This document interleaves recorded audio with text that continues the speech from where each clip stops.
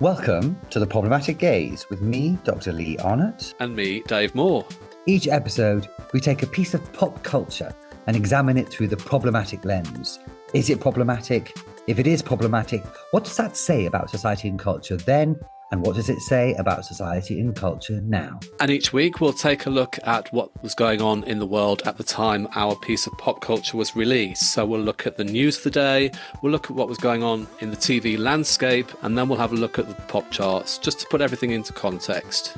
So how are you, Lee? I'm very well, thank you. Very good indeed. I mean, I know people may want to hear about your trip to New York, but will be far more interested in my trip to Bolton. It was actually Wigan. So, no, I won't go on about that. I'm all right, thank you. How was your trip to New York? It was amazing. It was so good. Now, I'm not going to bleat on about it, but it was a surprise trip to New York. Well, a surprise that I found out a couple of months ago, but... Wasn't that much of a surprise, darling. We all knew about it. But it was for my 40th birthday, and 40th. Sorry, backpedal a second, please. Sorry, what was that? The dog years, is it? Okay, it was for my 50th birthday, and it was great. We had a fantastic hotel. We did a mixture of lazing around, just mooching, and then a day or two of marching here, there, and everywhere, as you do in New York, taking in all the sights on a massive kind of walking tour. Well, self-guided walking tour. So we did everything. You know, we mooched around Central Park. We went up Fifth Avenue. My husband flicked the V's at Trump Tower, which I took a picture of, and expecting a black SUV to rock up and bundling him inside. Right. Never to be seen again. We actually went to Jimmy Fallon being recorded, which was a last-minute thing that we managed to get, which was fun. Halle Berry was on it. She was lovely. Right. And we dined out. I mean, the food in New York is just second to none. All kinds of food. Got taken to a very fancy restaurant on my birthday, which was nice for lunch. And went to Brooklyn. So basically, I was in charge of all the navigation. You know, I'd got all my maps worked out, etc. Took hubby around everywhere, just like the most efficient route to see all the sites that we needed to see. And then on the final day, we had a half day, and I said, let's go to Brooklyn. There's a shopping area called Bedford Avenue, which is very famous for its vintage clothes stores, record stores, cafes, etc. So I said, okay, I've worked out the map and the route, how to get there. I need to get on the subway, go 15 stops, but it only takes 20 minutes because it's really efficient. Let's go there to Bedford Avenue. So halfway on the tube, I was looking on the internet, and it said, Bedford Avenue is the longest road in New York. It's 10 miles long. So I had the fear, and I looked, and where we were going to get off on this tube stop was nowhere near where we needed to be in Brooklyn. So in like the deepest depths of Brooklyn.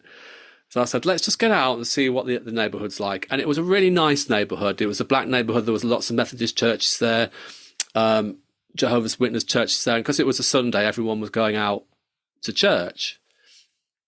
And it was really nice. And there's like lots of hellos as we walked past and everything. But I just kind of quickly realized that we were 6.5 miles away from where we were supposed to be. So we called an Uber, and it came within like 2 minutes. I mean, Uber's just brilliant there. And the guy in there was like a Brooklyn local, born and bred. He was amazing. We chatted about Brooklyn, about the neighborhood, about politics. And it took us about 20 minutes to get to our chosen destination. But I think it's those experiences that make a trip to New York, to talk to all the locals. And we found a kind of a local bar, which is right next to the Ghostbusters fire station that's used in the Ghostbusters movie. Okay. Really close to our hotel. And the first night we were there, we just went for a beer, and the local bartender was great. Got chatted to him, and he was regaling all his stories. He used to be a New York cop, and he just had lots of stories about being a cop in New York, which was great. So I'd say, you know, you see all the sites, which are brilliant, but it's the people, I think, that make New York. Right, shall I stop now? Yes, you should, because you said you weren't going to bleat on about it. It's been 20 minutes, darling. So, and I went to Bolton. Hooray. Yeah, how was Bolton? Fine. It's fine. Just seeing an old pal. But yeah, it's fine. Uh, Oh, can I just say before we go any further, hmm. we need to extend our thanks to Michael and Hilary Whitehall from the Wittering Whitehalls because they gave us a glowing recommendation for our podcast on their 12th of August episode, and we're really appreciative and we're very happy about it, aren't we? We are. And if we have any new listeners because of that recommendation, then hello. Hope you like it. Please stay around. Don't go anywhere. Despite the subject of today's episode, which we can only apologise in advance for. So what are we discussing today, Dave?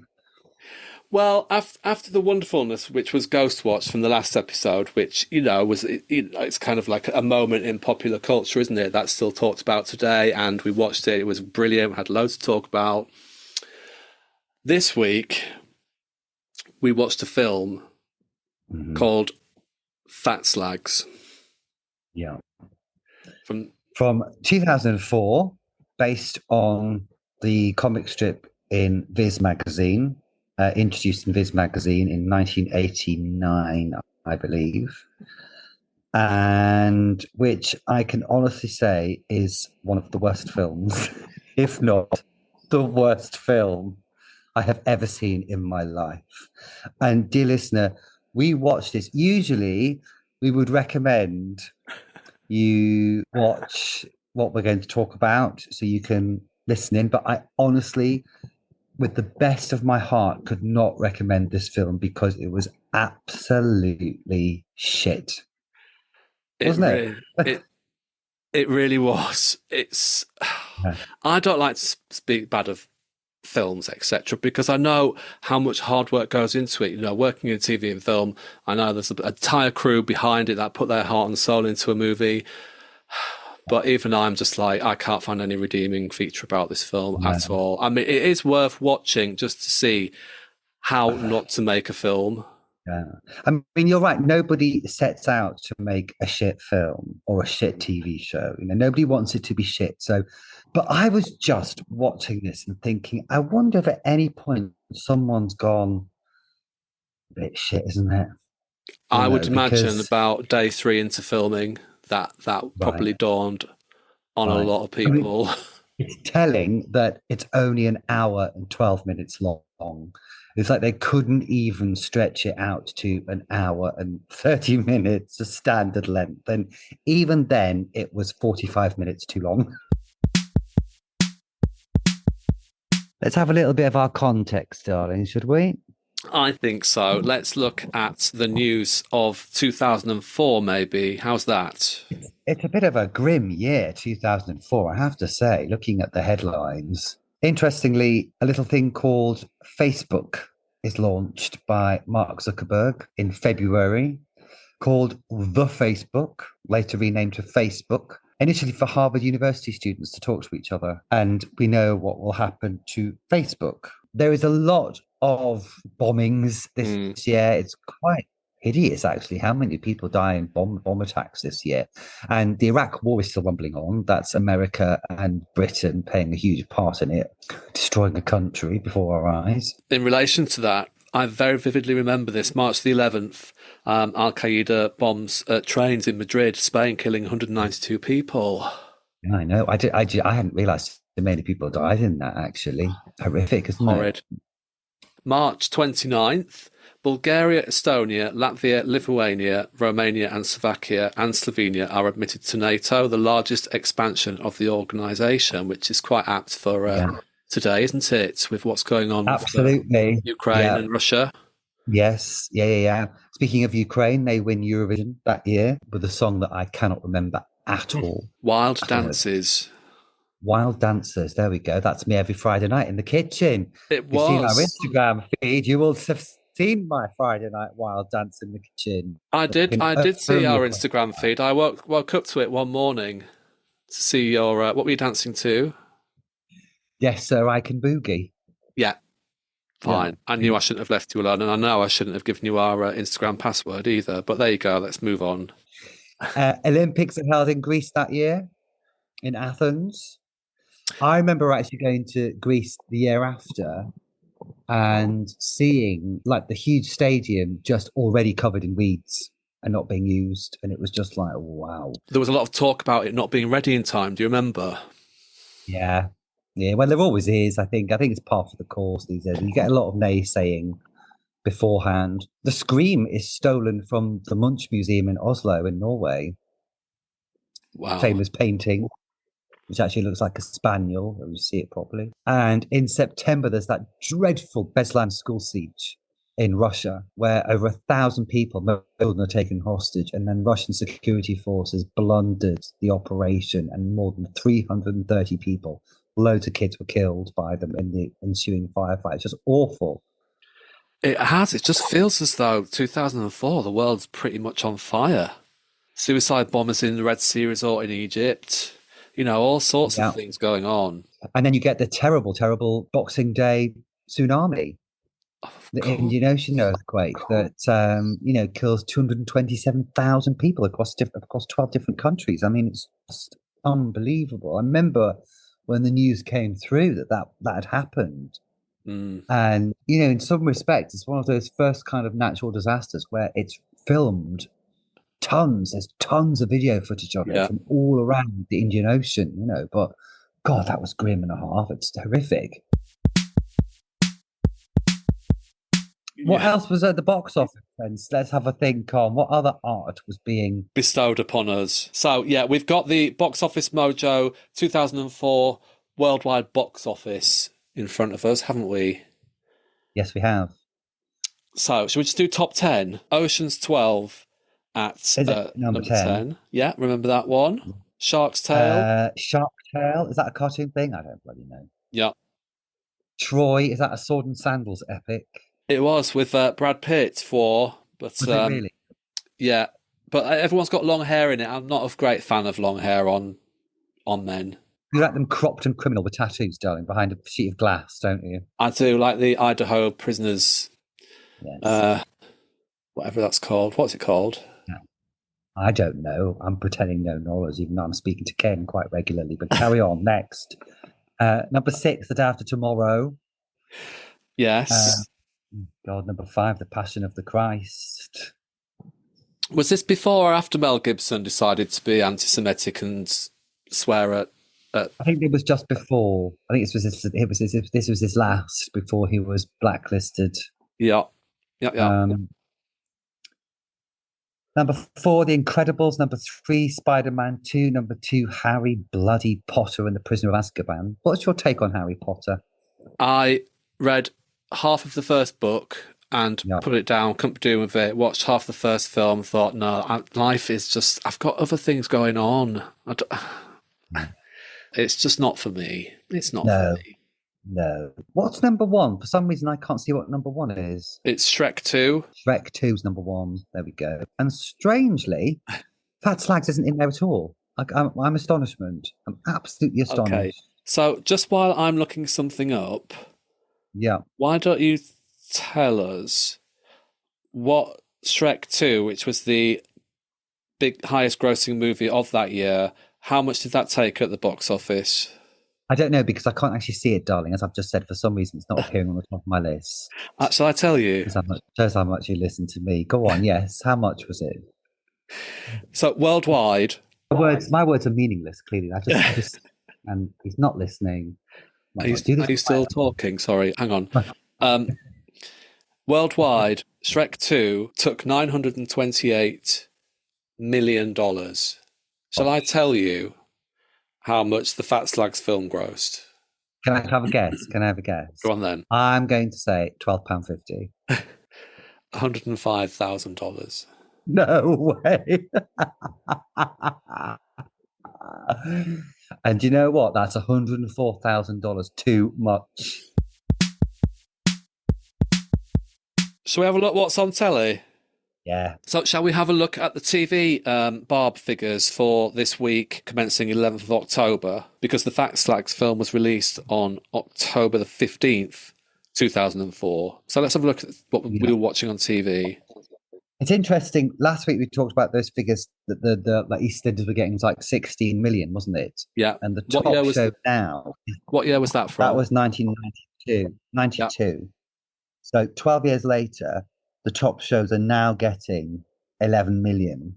And it just shows you how TV viewing figures are going down all the time. EastEnders and Corrie are still the number one shows, but the audience sizes, because obviously Sky is now and digital TV is now growing all the time. They're taking away from these viewers. So there's a couple of old favourites in there. Spooks is in there. Have I Got News for You? Still around that week. Monarch of the Glen. Monarch of the Glen. Ant and Dec's Saturday Night Takeaway is on, and that's still on, isn't it?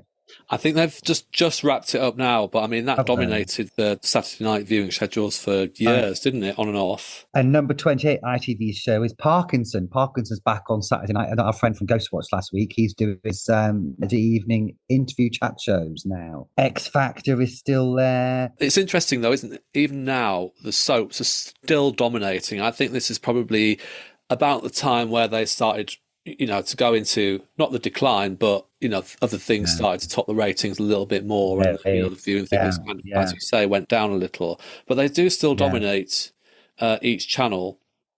Yes, I also see Channel 4's top 30, Richard and Judy's, their evening show, their 5 o'clock evening show, because of course they quit ITV dramatically. I think it was the year before or 2 years before, and were poached by Channel 4.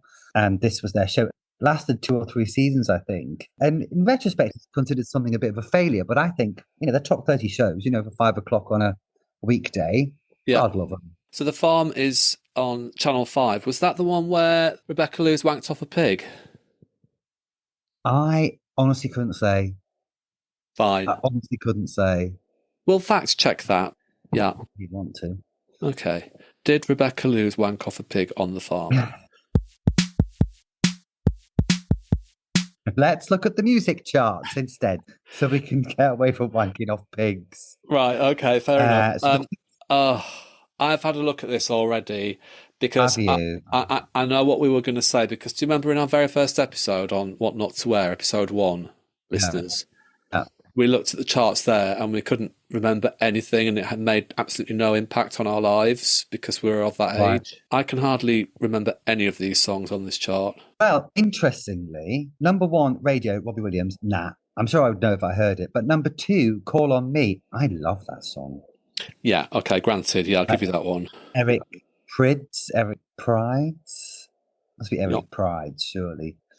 Rachel Stevens is at number 3 with More, a copy that Bananarama's done already, and originally done by the Andrea True Connection in 1977. That could be one of my Friday night wild dances, actually. It's a great song.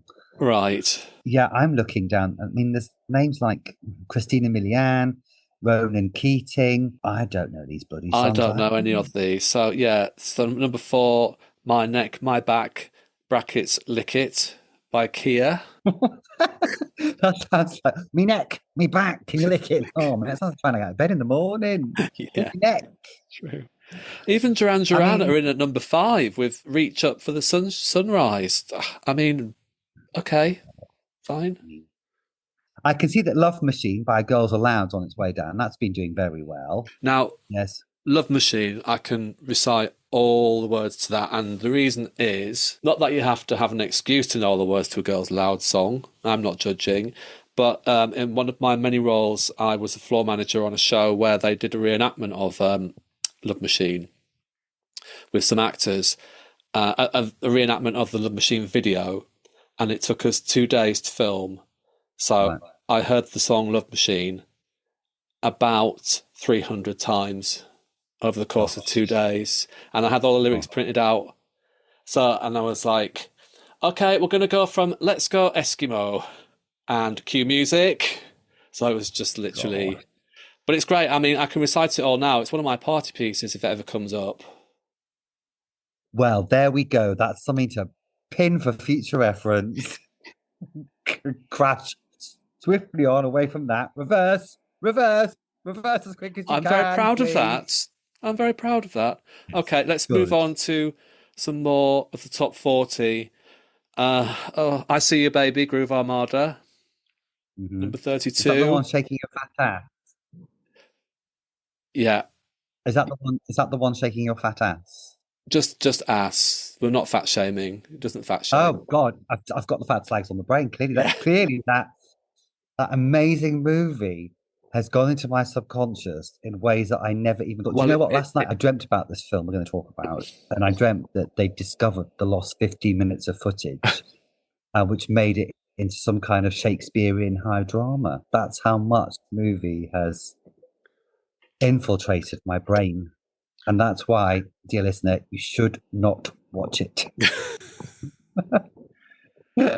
come on, watch it, everyone, watch it. I tell you what, get drunk and then watch it. I don't think that will make it any better. I Okay, really don't. I think it just make it more boring. get drunk, smoke some crack, and then watch Yeah, it. that'll do it. That'll do it. Okay, so let's turn our attention to this horror show of a film, The Fat Slags, based on the very successful strip from Viz magazine. Yeah. What do you know about Viz magazine, Dave?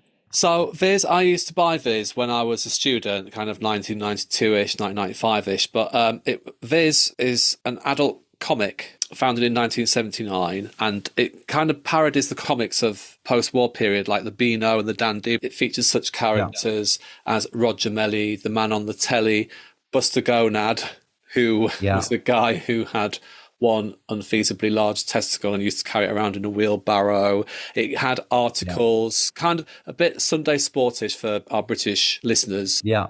It was all adult humour and parodies. I always remember one of the articles that sticks in my mind was an article entitled Kylie Minogue. And it was an article about how Kylie Minogue liked to holiday in a caravan park on the East Coast resort of Filey, so hence the Kylie Minogue. Right. So things like that, it kind of punched up sometimes with parodies and skits on the upper class, but also sometimes punched down as well with caricatures of working class people as well. And hence the Fat Slags were one of those comic strip parodies. Yeah. I loved it because it was very much a Geordie thing. And the majority of characters are Geordie, apart from the Fat Slags, who are actually from Nottingham, I believe, although their boyfriends are Geordies.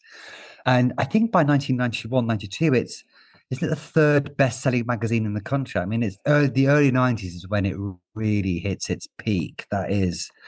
And I mean, people still send in readers' tips, which make me chuckle, some of them. But yeah, and obviously the Fat Slags introduced into the magazine in 1989, and they remain part of this. Sorry, let out a little Fat Slag belch there. So sorry.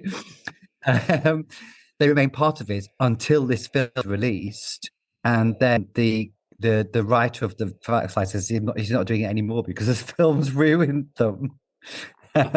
What was the essence of the Fat Slags comic strip in Viz? Tell us about that. Well, the essence was, I mean, they were created as a response to ladette culture. Was it last week or the week before we talked about lad culture when in our Men Behaving Badly episode? And ladette culture was this kind of, I don't want to say feminist, but it was like a female response, again, whipped up by the media, but you got only girls drinking beer and getting tattoos and smoking, and it behaving like lads, basically. Zoe Ball was the famous example. Denise Van Outen was the famous example. So the Fat Slags was a kind of a riposte to that. And actually, what each episode, each story revolved around was the two girls who are Tracy and Sandra, having as much sex as possible, eating lots of chips and kebabs, and just looking out for each other.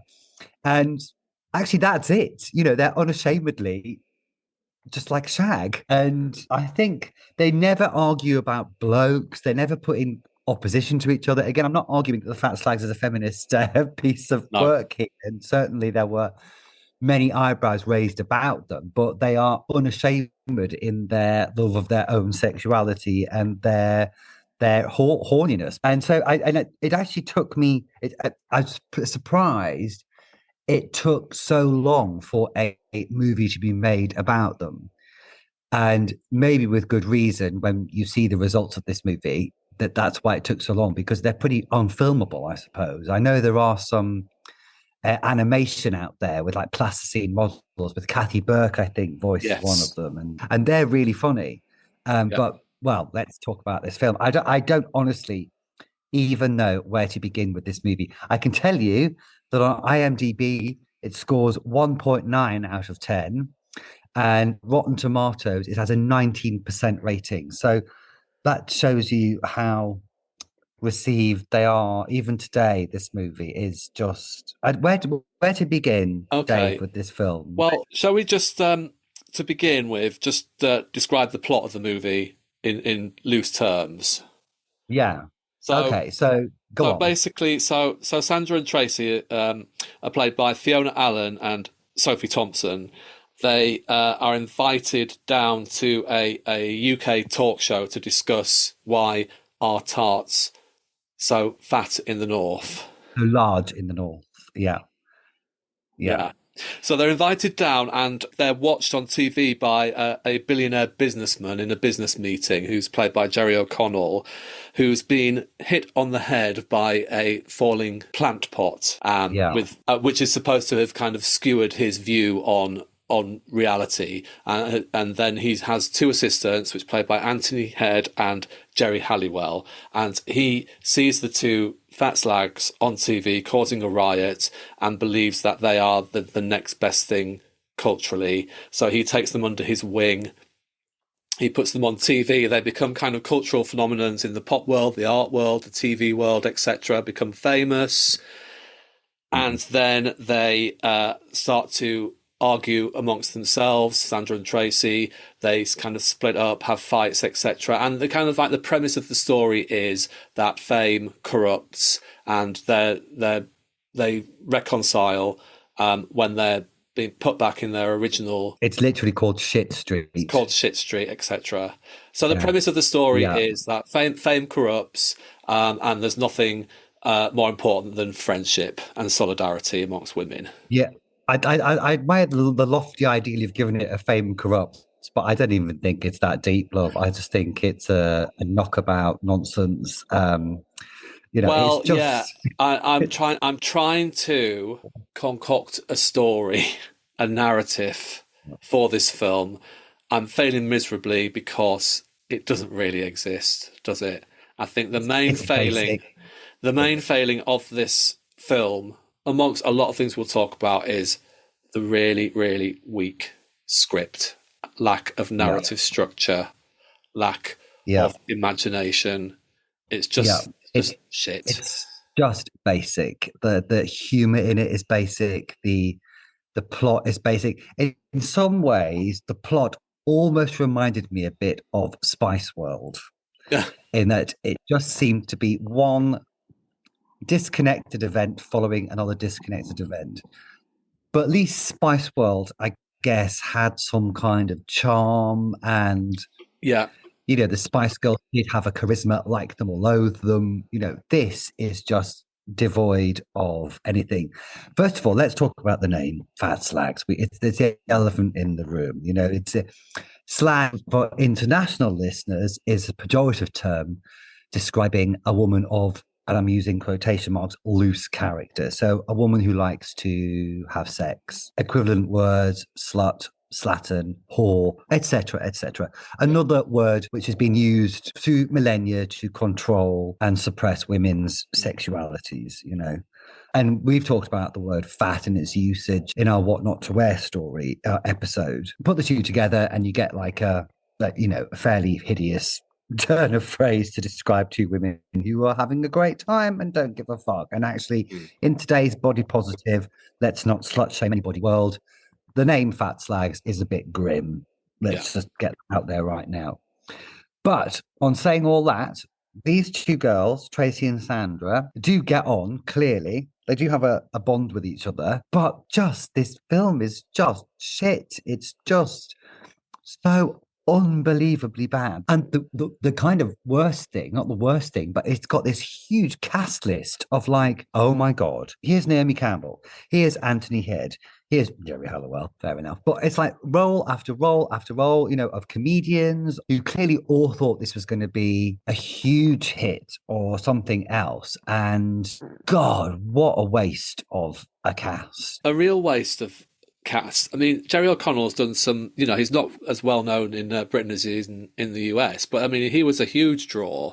Anthony Head, who I still maintain delivers a reasonable performance because he's a good actor. He does. Yeah, Um, yeah, he and does. Yeah. and also, I mean, Sophie Thompson is, I mean, sister of Emma Thompson, which I'm sure she hates being reminded of, every Yeah. time her name's mentioned, then that's mentioned too. But hugely well respected actor, done lots of huge TV work, film work, theatre work.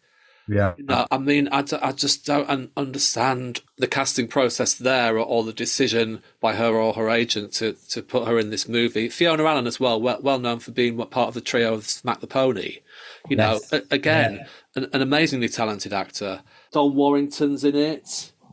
James Dreyfus, whose character, well, we can discuss James Dreyfus' character, just cliched, stereotypical gay fashion designer. But he cornered the market with Dab Fab, hadn't he, with the hairdresser? Yeah. So if you want a stereotypical gay, interestingly, that stereotype is no longer the figure of tragedy and pathos, but it's still there to be, to do whatever, to be gay.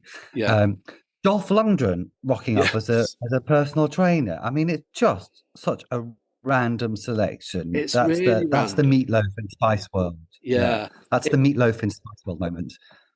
It made me kind of think as though they were kind of going down a kind of a carry-on route, kind of, named people in a saucy comedy kind of thing, which I think that's fundamentally why this film fails, apart from the really bad script, is Fat Slags in the Viz magazine was really crude. That was part of its unique selling point. It was very base humour, really crude sexual behaviour, and I feel as though they tried to incorporate elements of that, but also sanitize it for an audience, mainstream audience. And so there were elements of, when they stripped off in their fat suits. The two main actresses were wearing fat suits. They were accentuated in a kind of grotesquely puppet way, weren't they?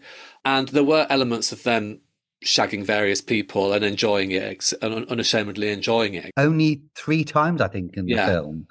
In a comic strip, one of the episodes, you get like maybe 4 or 5. And they were the best bits. The girls having a shag, and they are the best bits of this film. They're funny the way they do it. But you're right; it's just sanitized. It just doesn't work. Nothing about this film works. It actually just started to bore me, and I just didn't give a shit about anything of it, to the point it was starting to piss me off towards the end. Yeah, I mean, I started off, as we normally do when we watch things, furiously making notes, so we've got discussion points, but towards the end I was just like, it's a fucking lost cause, this film.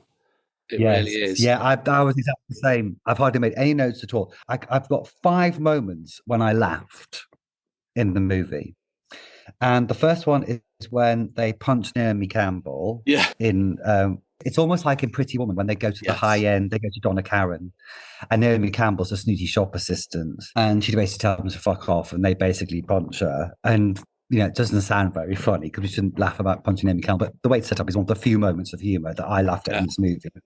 When Anthony Head says, "I'm your fairy godmother," and they go, "Our godmother's a puff." That made me chuckle, just only because it's a puff northeastern thing. When they were shagging the waiters who bought them their stuff in the hotel, on the bed next to each other, eating a kebab at the same time. And the outbreak, actually, I knew 4 things I laughed at. And the outbreak of slagitis, which went across the country when people started to struggle. That was quite an amusing, but the rest is just so basic. It's just not even... I don't even like Mrs. Brown's Boys. It's like Moliere compared to this.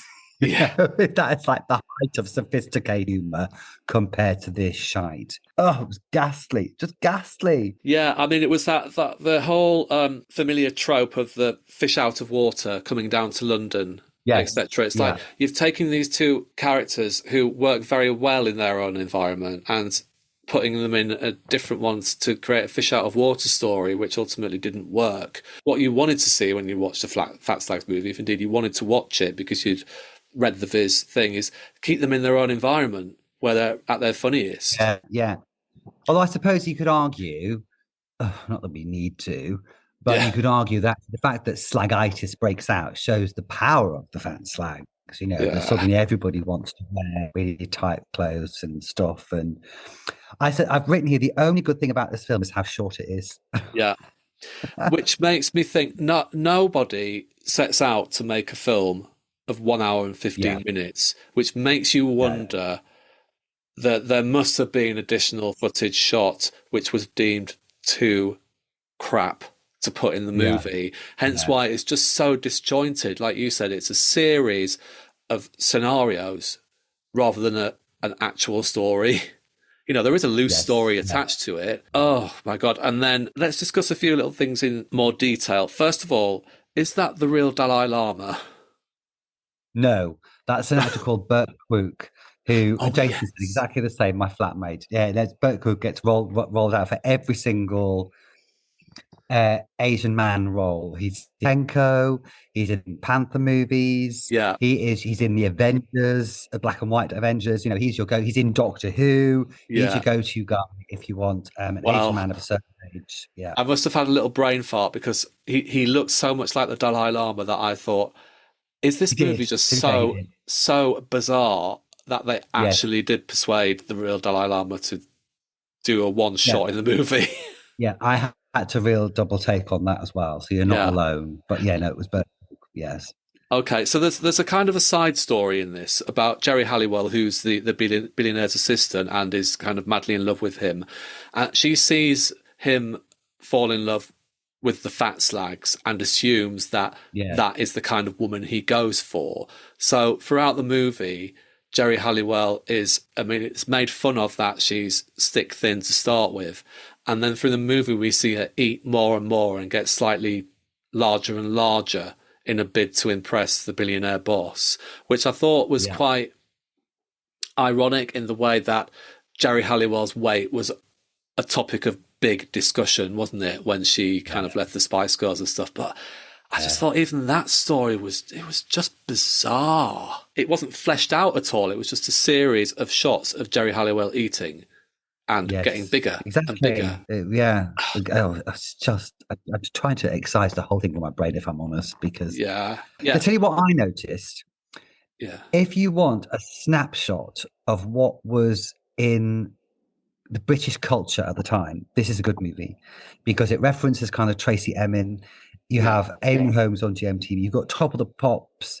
You've got all these kind of little snippets of what was happening in British culture at that time. But I mean, really, that's one of the only things that I Okay. could possibly say about it. It really is. It just kind of highlights, you know, we talked about 2004 as being quite a heavier news-wise and things. It just felt as though, you know, there was a real distinct difference from 2004 and now, attitudes to women and their weight and pop culture exploiting people and being quite detrimental to people in their comments. You know, that was the age of Heat magazine, etc.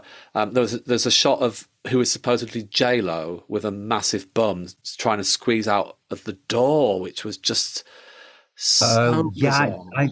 I think by that stage I was like, ugh, I think I'd lost interest. But I know there was a Posh and Bex lookalike couple Yeah. supposed to be at the fashion show as well.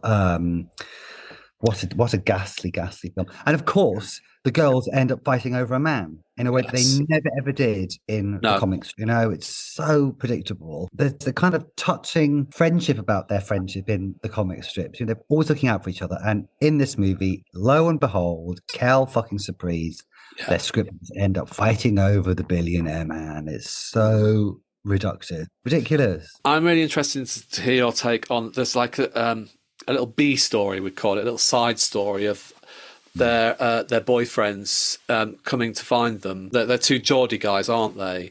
And they come and try and find them, and they get taken in by the immigration people. And because the immigration people can't understand their accents, they assume they're illegal immigrants, and then they get sent off to Afghanistan. Al Qaeda. Yes, I think they think they're Al Yes. Qaeda at one point. They say Al Qaeda. Yeah, interesting. I mean, I have to say, those two boys' accents were pretty Yeah. damn good. They really did sound like my grandfather on my father's side, who I could not understand a word of. He's like that. He's still I'm going to shop like what's wrong with Yeah. the shop like. So that's Yeah. how he used to talk. But what a tedious side And then they story that. end up in a tent in Afghanistan because, like you say, they're mistaken Yeah, for Al Qaeda. And then two women in yeah, burqas enter the tent, and the yeah, tent's shaking as though having sex yeah, with two women in yeah, burqas. It's yeah. just It's like, so basic. it's so Ugh, bizarre, the whole thing. yeah. And then the denouement, they go back to their old house in Shit Street, etc. And they say, well, as long as we've got each other, that's the Yeah. main thing. And then they just do a dance to a song in a working men's club, and Oh they get lots my of beer God. bottles thrown at them, and then they just take off all their Yeah. clothes. Like, let's give them what they want. The Do you end. know, I actually didn't get to the very end of that. The credit sequence is them doing Fame, isn't it? And Yes. in the Working Men's Club. And I was like, oh, I've had enough. It was too much. It was like having all my teeth extracted with no anesthetic. And I was just like, fuck off. I don't care. I'm done. I've given it an hour and 11 and a half minutes of my life. We're done here. Nothing to see. Let's move on. What a ghastly, ghastly film. Listeners, I, as we said earlier, I honestly couldn't recommend this movie to anybody. If you want to have, maybe it's on YouTube, unsurprisingly, because nobody wants to buy it. We'll post a link. Yeah, and it's just have 5 minutes of just watching one of the worst films you've ever seen. It's just, I'm in a state of shock about how shit it was. Honestly, it reminded me because at one point I was really pissed off that the girls weren't speaking with the Geordie accent. So I read, they're actually from Nottingham. And we've got a Newcastle song called Cushy Butterfield. And it's about a girl called Cushy Butterfield. And if you say she's right cushy or right cush, it means she's a bigger girl. She used to sell cress, I think. It was a Victorian song. And she's a big lass and a bonny lass, and she likes her beer and a cow called Cushy Butterfield, and I wish she was here. I was just like, oh, where's that warmth in this film? Yeah. It was just fucking horrible, Oh, dirty, scabby, basic, left a really bad taste in my mouth. I just don't know who commissioned it, who funded it, who Yeah, thought this is a good idea. Let's yeah, cast two actors. Well, one in particular who is very, very kind of, middle to upper class. Put her in a fat yeah, suit and give her a common accent, and yeah. we'll be able to get away with that. It's fine. Who just thought, and then at what point they thought, shit, we've fucked up here. This is so bad, Yeah, and it's had just to edit the shit out of it just to yeah, cobble something together. yeah, yeah. Yeah. That person should hang their head in shame Yeah. So problematic then, problematic now, forever destined to be problematic. and just shit. Sorry, listeners, we've picked up So, good on this one, but very yeah, interesting to talk about, actually. yes. I mean, as I said, if you did want to just watch 5 minutes of the worst movie ever made, then knock yourselves out. Literally, knock yourself out beforehand because it's just a nightmare if you don't. You want to try and be as far away from sober as possible when you're watching this, as I discovered last night. I'm on the beer now. I watched it this afternoon. The first thing I did was went to the fridge and just cracked open a beer. Just thought, let's try and numb this pain somehow. Oh, I feel I need to rinse myself off with some Swarfiga after that, David. So, what are we discussing next week? Please give us a palate cleanser. So, yes, I think you're going to like this one. I think it's time for us to, after the hideousness of this week, celebrate women in a hugely more positive light. So, we're going to watch an episode of The Golden Girls, which was an American sitcom which ran from 1985 to 1992. We haven't chosen the episode yet, but we will pick a humdinger. It's great. It stars 4 older women, shall we say, but we can discuss that in more detail next week. But it is a comedy show. It's very light. We love it. It's part of our childhood. So we can't wait to share our thoughts on that with you, the audience. Yeah. Yes. I just want to say, Dave, before we do, thank you for being a friend. You travelled down the road and back again. Your heart is true. You're a pal and a confidant, baby. Thank you. Yeah, we'll be throwing a party, inviting everyone we know to discuss the Golden Girls. Thank God. Oh, how nice to do something lovely as after this horrible week. Horrible week. But anyway, don't let it taint your whole week, please. Let's just forget about it. Let's just wash it from our memories. Yes. An experience we had to go through together. Yes, we did. We've come out the other end. Yeah, we're fine. Better. Bit soiled. More educated on life. Yeah, it's a bit tainted, if I'm being honest. Before we go, please follow us on our socials on X and Instagram, where we'll be posting content related to what we have just seen, what we will be seeing. And don't forget to like us. Don't forget to leave a review wherever you listen to your podcast, please. And there might also be some wild dances from my kitchen on a Friday night, just saying, as an incentive for you to get on our Insta account. Is that an incentive? I think so. Okay, we'll discuss that more off air, listeners. Thank you. Okay, until next week, Lee. It's been a pleasure as always. Until next week, a bientôt. A bientôt. And before we go, we might be together next week when we record this. Who knows? Yes, I think I'm coming to yours, aren't I? So we can record together. Hooray. Oh, that'll be fun. So we are going to have a party, invite everyone we know. We'll have a little glass of wine and we're doing it, darling. Yeah, very good. Okay, till next week then, Lee. Adios. Adios. Bye.